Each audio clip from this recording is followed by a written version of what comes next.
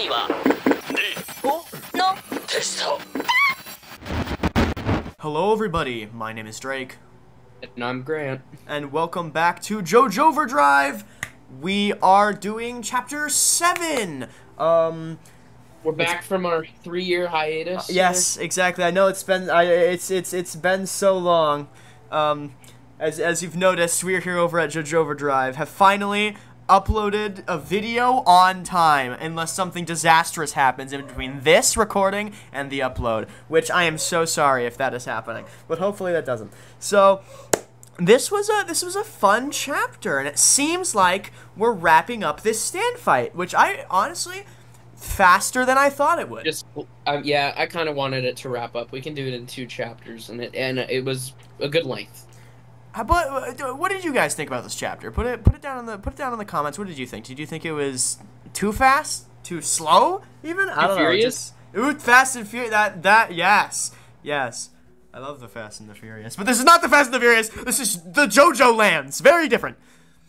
Anyways, so the first thing that comes to mind when I think about this chapter is these cats. Do we think they're stand users or rock animals? Let's get that out of the way. We don't have a stand name yet, so we have no idea. I was like really convinced that they were stands, like users, because I also wanted that.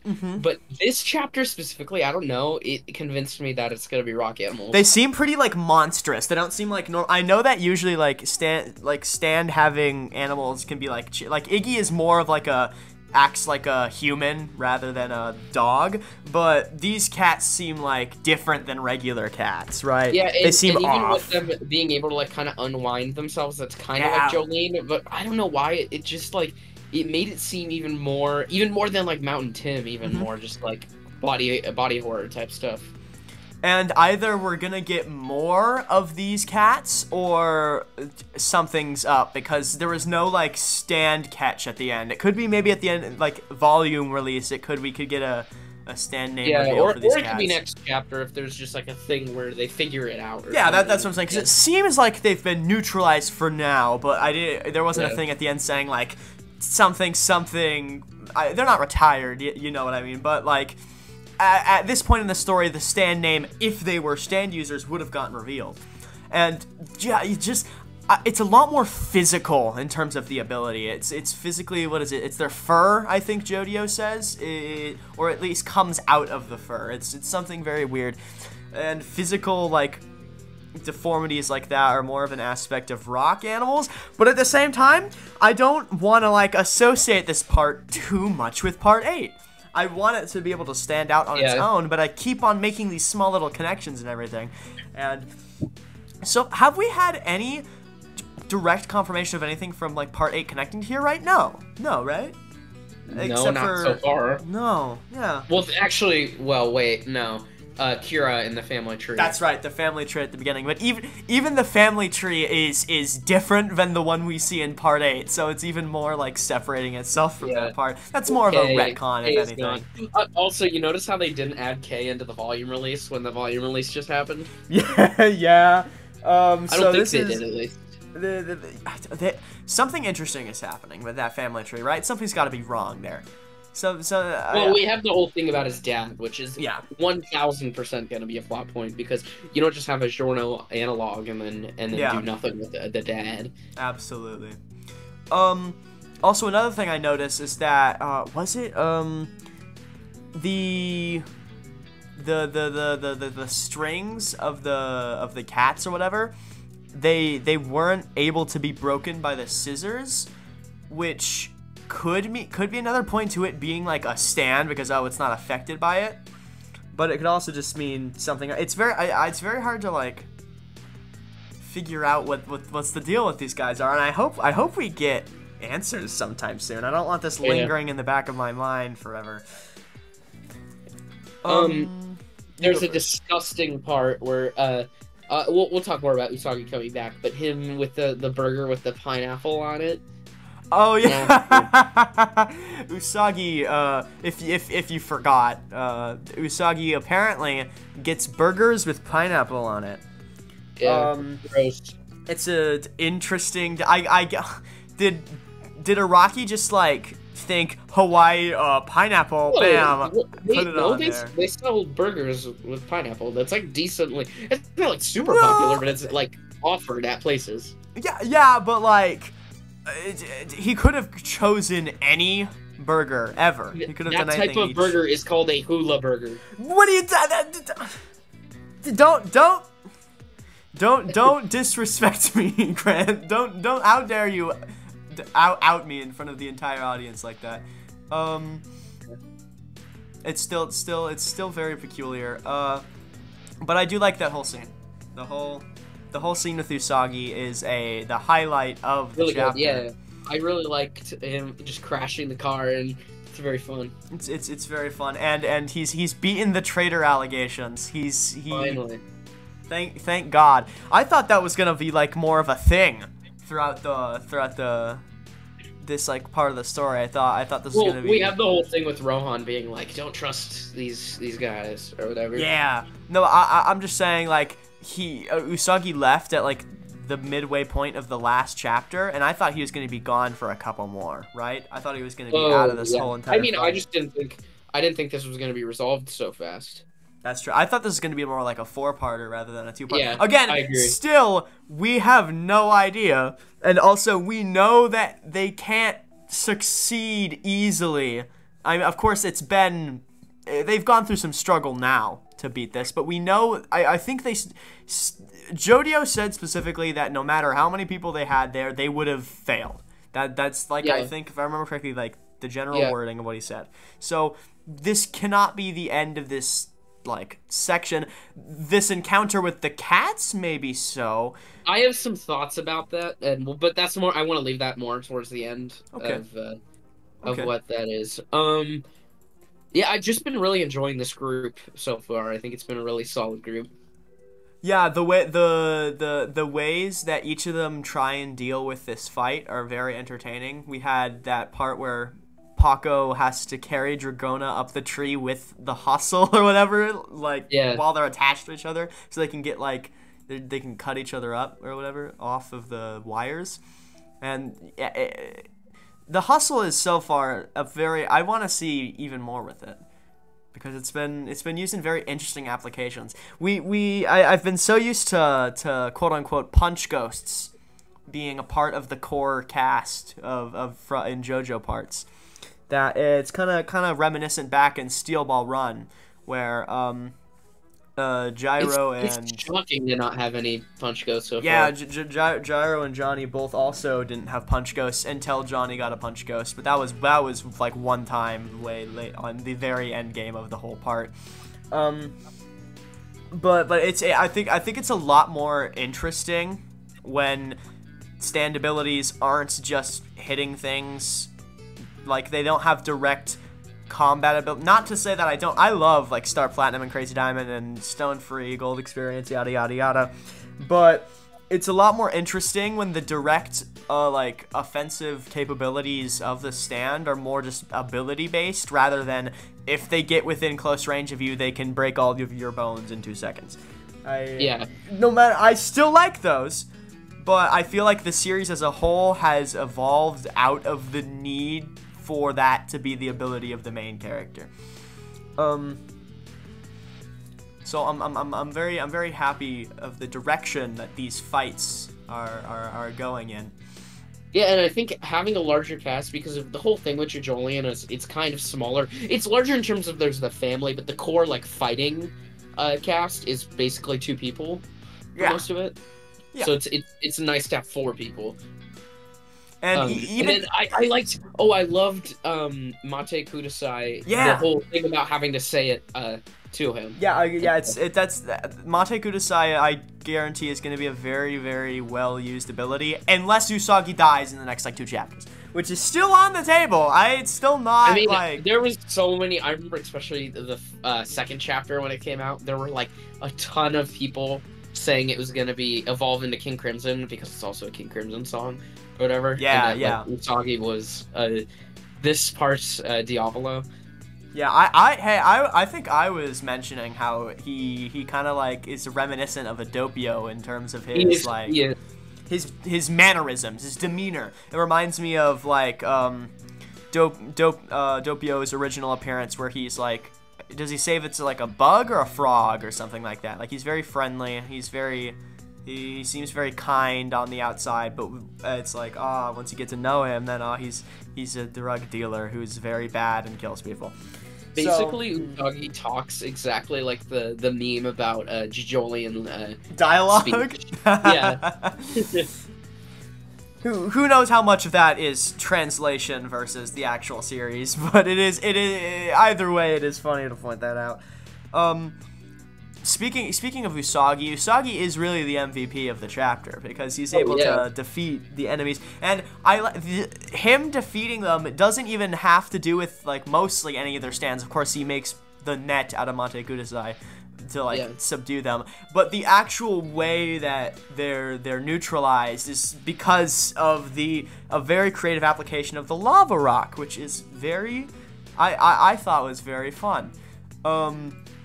It's caviar or whatever that he makes him eat in his pineapple burger that apparently exists according to you. It's fun. It's a lot of fun. This whole part is very fun so far in these first 7 chapters. Yeah. Again, I'm not going to directly compare it to any parts yet, because I think that's unfair. But from the first 7 chapters of JOJOLian, I'm enjoying this better. Yes. But, again, only that 7 chapter slice. And I think the midsection of JOJOLian is the best part of it. So it's not again, it's not a proper comparison. Exactly. But, yeah. But if we judge the parts alone based on the first 7 chapters of honestly, this is so far my favorite first like act. Basically, we're not done with it. We have no idea how long this is gonna be, but we have a lot more. But but like first impressions wise, the only other one I can think of that's really good is like, well, of course, I think all of them are really good, but in JoJo standards, Part 2 has a really good opening where he fights Straits. That's a great memorable one. Part 2 is great. Part 5, I think, has a really good opening. Yeah. In terms of introducing all the characters. I think the initial fight versus Bucciarati and Sticky Fingers, it's a bit like, okay, it's all right. It's all right. It kind of makes Bucciarati much more of a mean-spirited character than he actually like appears later in the part, and that's kind of odd, but otherwise it's pretty fun. But this is if we treat this as a first stand fight, it is very, very good. It is. I mean, I still think now that we've had around 7 months since the first chapter, I really think that this is the first chapter. Like, that is some of the best work Araki's ever done in terms of just instant. It was a bigger chapter, obviously, of course, but just instantly getting the characters their characterizations, which was just so refreshing. Yeah, the only character that was really missing from the first chapter was Usagi, and even then we got a lot of his character from his first few lines of dialogue. He was already a fan favorite from his literal first image. Yeah, his first image because of his goofy design. Everyone already loved him. Usagi's a great guy. And the parade just made the design even better. I can't believe. I remember when we first were seeing these designs, everyone was thinking that Usagi was like the first like villain encounter because he just had that vibe to him, right? Yeah. Yeah. Right? Do you remember when people were saying that Paco was adult Emporio? Yes! I heard it because of the hat. That's gonna be such a forgotten thing when this series runs for like the next 10 years or whatever, 8 years from now. It's just no one's gonna know that was an if someone's watching this video like years down the line in like some sort of like binge retrospective for whatever reason, just know that people thought that Paco was Emporio for like the first time they saw him, and it was really weird.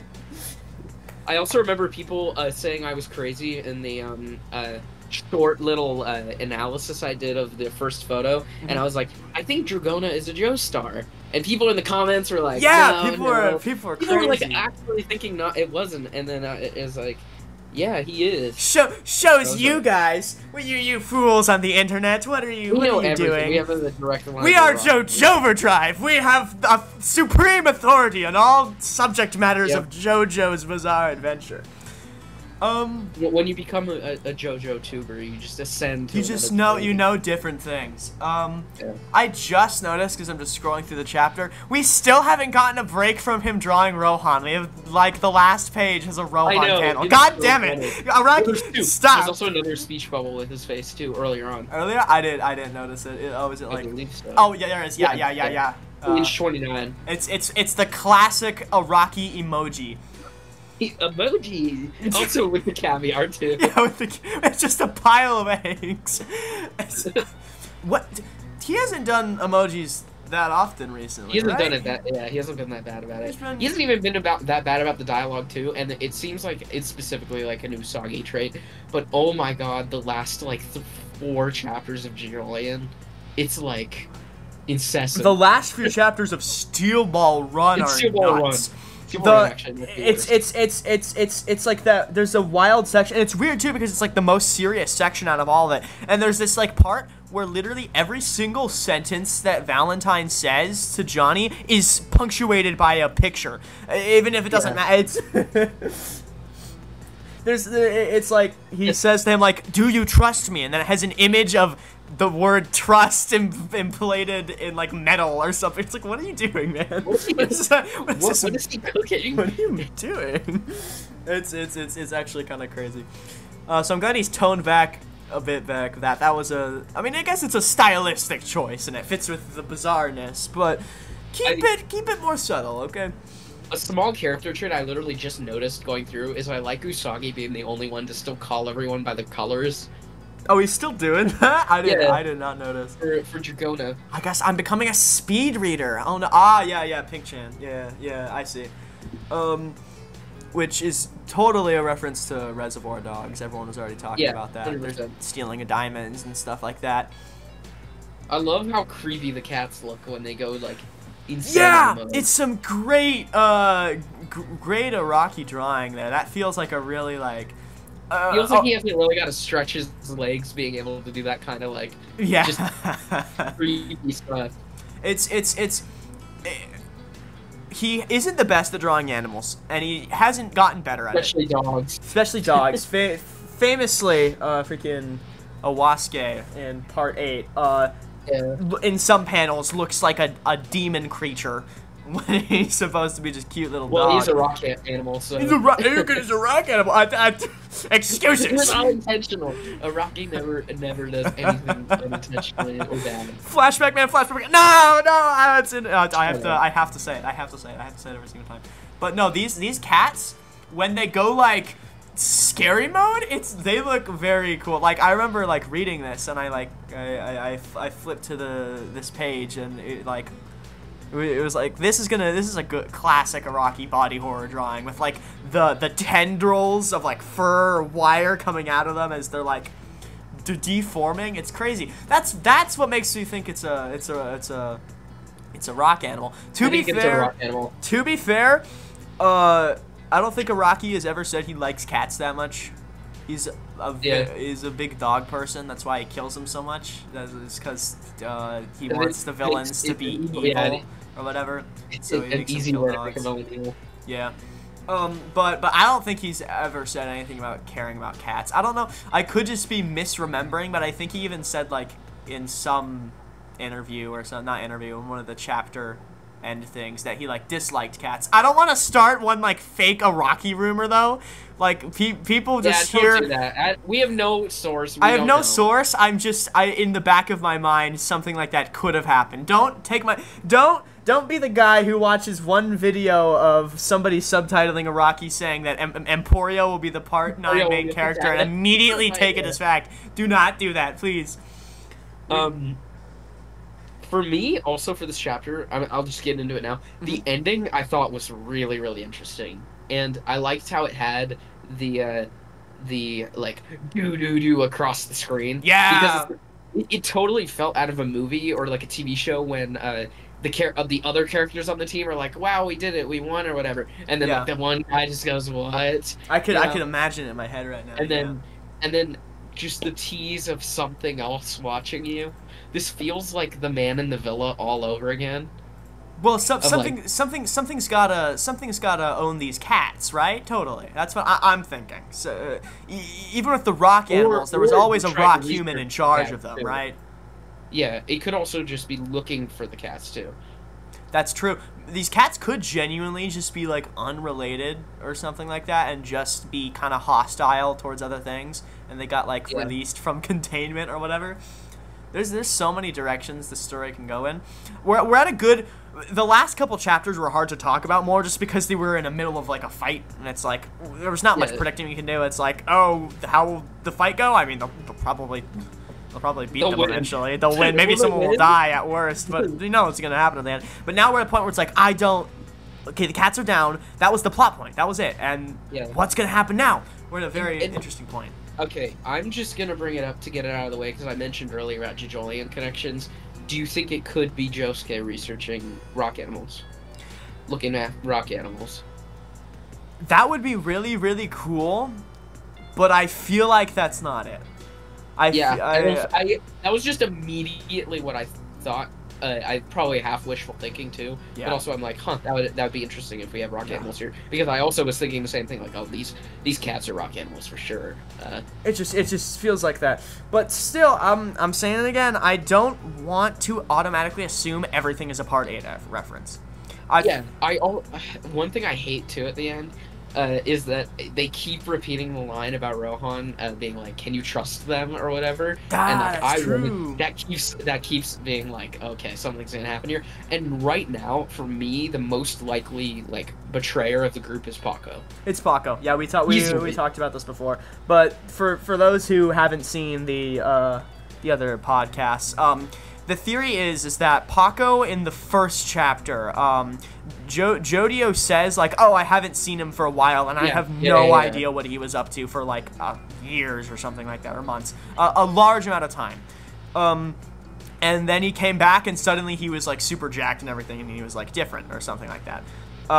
So our theory, it's such a specific random thing that had no reason to occur. It could have just been some weird character trait thing that Araki was doing, like, oh, this is a guy who dips out for long periods of time and then suddenly comes back. That's just a character trait he wanted to put on him.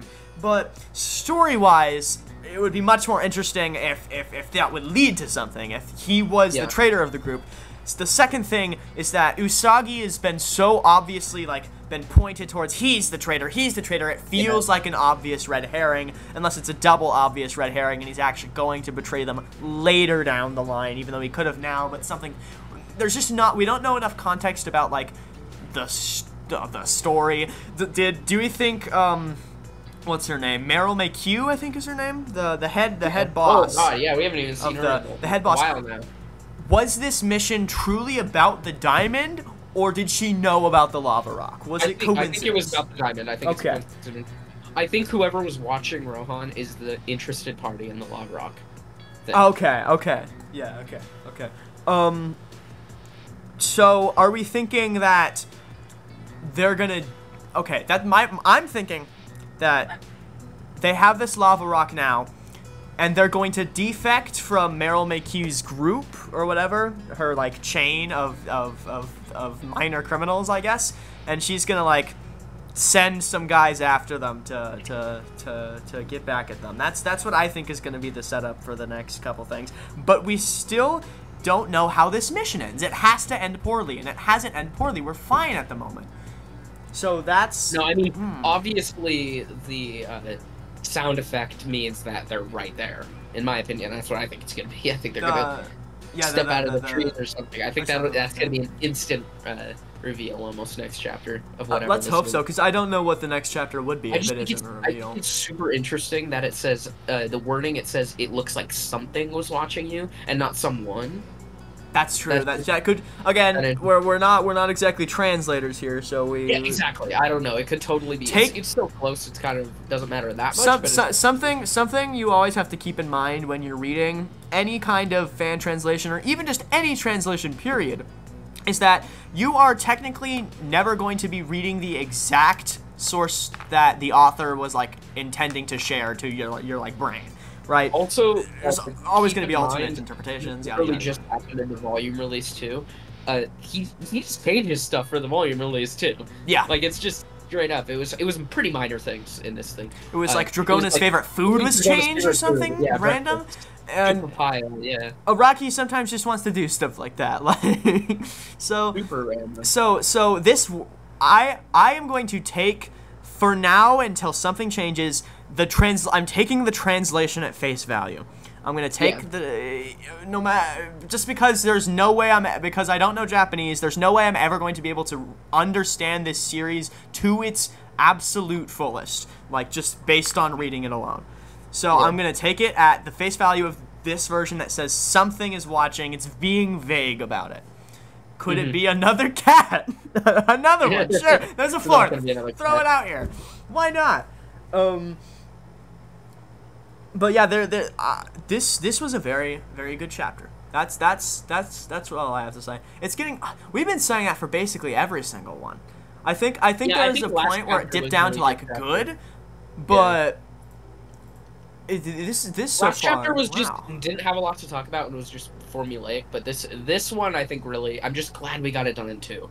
I didn't need this being stretched out to 4, 6 or whatever. We got it done, especially with how long the waits are. It's not like Chainsaw Man where we get something every week. Weekly, yeah. But if this series was weekly, we would not be getting nearly the amount of quality art that we're getting. Yeah, obviously, I would never trade it. I would never ever trade that.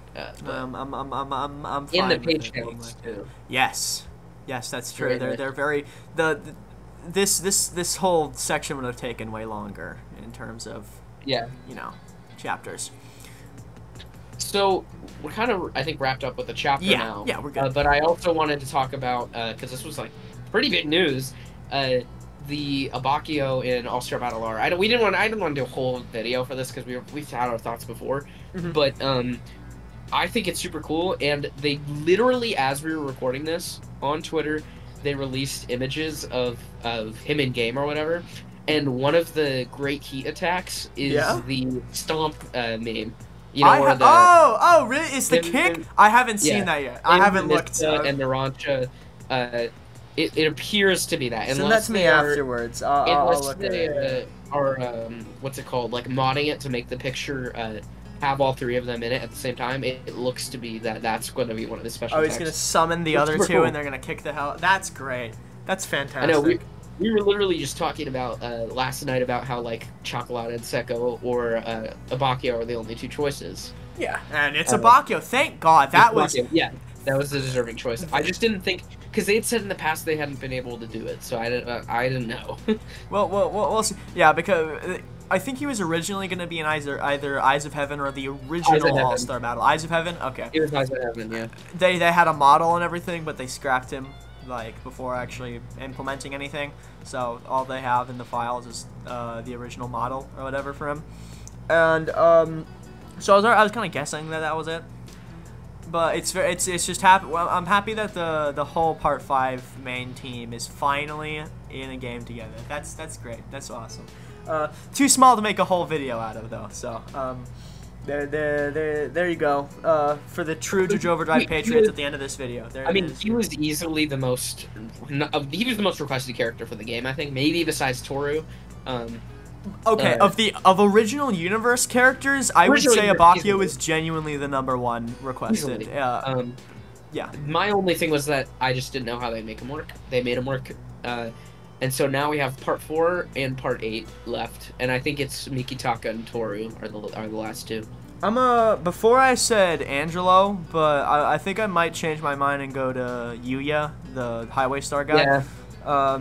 I think he, for some reason, when I think he would make a really good choice. He's very popular, so I and Jobin, of course, that would be god tier. If it's Jobin, I'm gonna play that game for like 100 hours straight. You have no idea. You have absolutely no idea.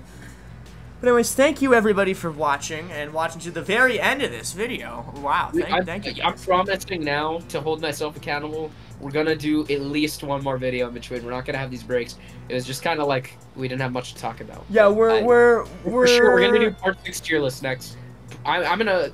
Let's try and do it next week too. Yeah, How about let's that? try. Let's Hold us. We've not been known exactly for keeping the most consistent of schedules recently, but let's try and speed things up a little. I'd like to do like 1 to 2 videos. We're obviously been slowing things down recently. Just because the enthusiasm of the new part coming out and everything, we were uploading videos like twice a week at one point. There was a lot more to talk about. Yeah. We were doing things. Now we're slowing down. We're going to be doing at minimum always these chapter reviews every month. But I say we're at this moment in time going to try and do, let's say, like 2 videos a month at least. One extra one, and the chapter review. That's I'm gonna set that precedent, and that's the base precedent I'm setting right here. Yeah. But anyways. Thank you guys, and remember to leave a like and subscribe for the stuff we were just talking about, because tell us what you want to see too. What do you want to see? What do you want the second video per month to be? Let us know. All right, everybody. This has been JoJo Overdrive signing off.